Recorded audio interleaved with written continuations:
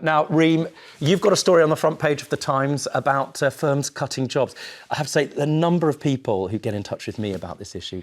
It's obvious this is the consequence of the increase in employee national insurance contributions. This is something that the think tank that I work for, the Institute of Economic Affairs, discussed around the time of the budget. When you are making jobs more expensive for employers, you are going to result in there being less jobs. And ultimately, this is just a consequence of Rachel Reeves and Starmer's economics. It is basically the difference between the impact of a tax and the instance of a tax. People need to sort of understand, Jonathan, it's difficult to understand. You raise national insurance contributions and the minimum wage.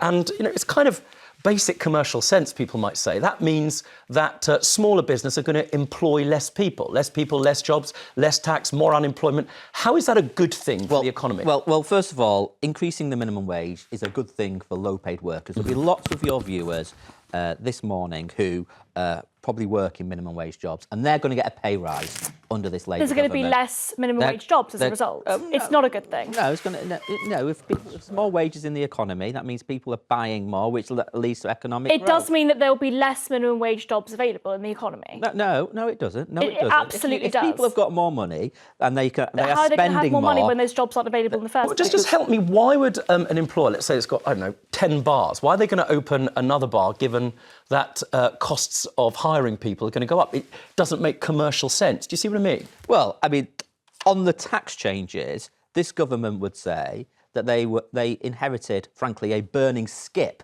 when it comes to the public finances because of what the previous Tory lot left behind. And they've got to make some really, really tough decisions. So why are they increasing public spending on things like, for example, the NHS, right? The point because is... there's 7 million people on a waiting list who need an operation. And how much more has the budget increased, and how much has that actually impacted waiting lists? I mean, we've got a budget of just below £200 billion a year on the NHS, and the impact hasn't occurred. I think the point about the employee national insurance contributions really is the government said, or the Labour Party said during the election, we will not increase taxes on working people. This is absolutely an increase in tax on working people. Is she right? I mean, does it mean that there's going to be more or less businesses employing more people, which is presumably what you want, more people in employment? Well, you've got to grow the overall cake, haven't you? If you grow the overall economy and you get the economy motoring, then that creates jobs. And this government is investing in big infrastructure projects.